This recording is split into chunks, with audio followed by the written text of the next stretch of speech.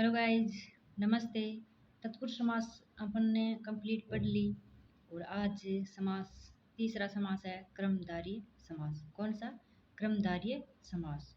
पहला समास पढ़ा था अव्ययभाव, दूसरा समास पढ़ा था तत्पुरुष समास, अब तीसरा समास है क्रमधारय।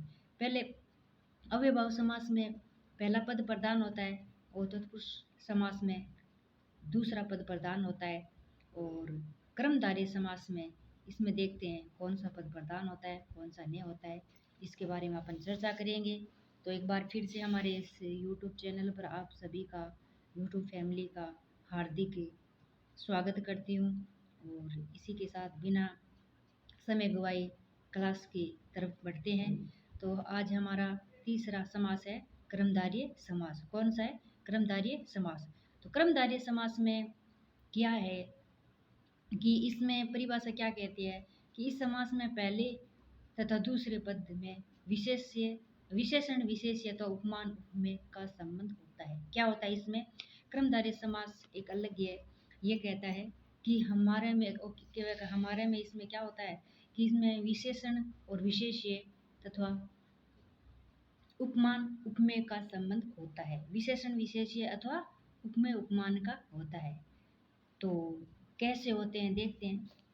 विशेषण विशेष्य देखते हैं पहले कैसे होते हैं। विशेषण जिस प्रकार से समस्त पद और विग्रह। महापुरुष, महापुरुष महान है जो पुरुष। मान ली विशेषण उसकी विशेषता बताती है, जैसे राम वीर है, राम साहसी, इस प्रकार से महापुरुष महान है जो पुरुष। पीताम्बर, पीताम्बर पीताम्बर पिल्ला है जो अंबर। प्राण प्रिय, प्रिय है जो प्राणों को। तो इसमें विशेष विशेषण में मान लो कर्मधारय समास में मेन पहचान कौन सी है, इसमें इसको हाईलाइट कर लेते हैं।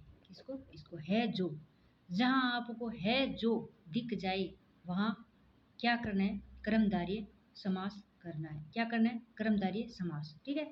और इसका आप कह दिए भाई समस्त पद बनाना है तो प्रिय है जो प्राणों को, तो प्राण प्रिय।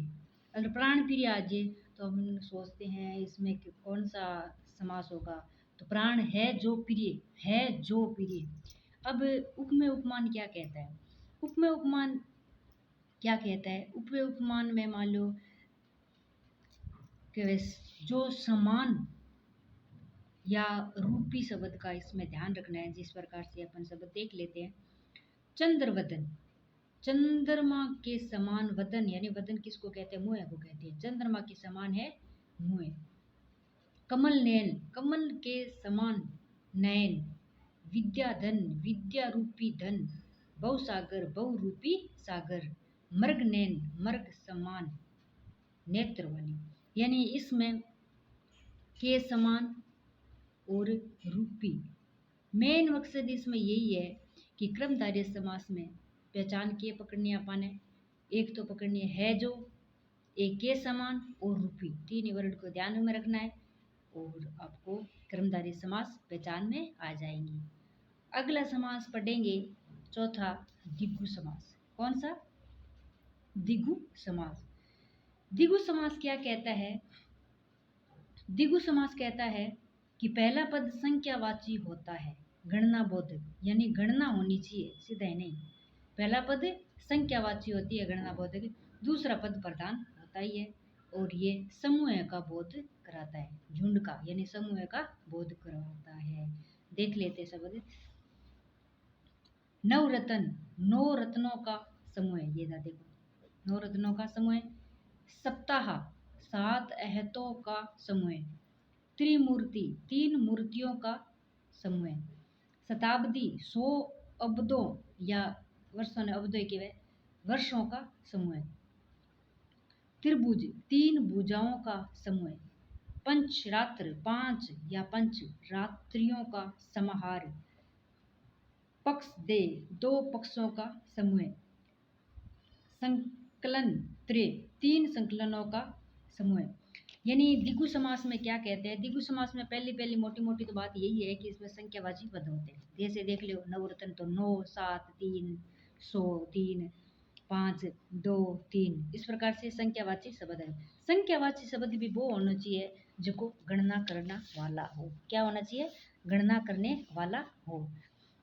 और इसमें समूह यानी जहाँ समूह शब्द और समाहार शब्द, इसमें 3 चीज़ों की पहचान है: समूह शब्द, समाहार शब्द और संख्यावाची। इतना ध्यान में रखने से आपको द्विगु समास पहचान आ जाएगी। तो और कर्मधारय में आपको पता ही है, उपमेय, उपमान और विशेष्य विशेषण का ध्यान रखना है। और इसमें जो अपन पहचान है वो कौन सी है? एक तो है जो एक समान, एक रूपी।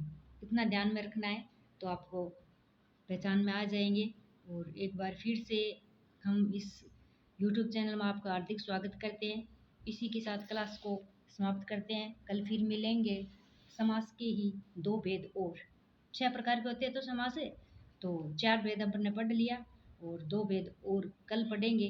तब तक के लिए नमस्कार, धन्यवाद। जय भारत, जय जय राजस्थान।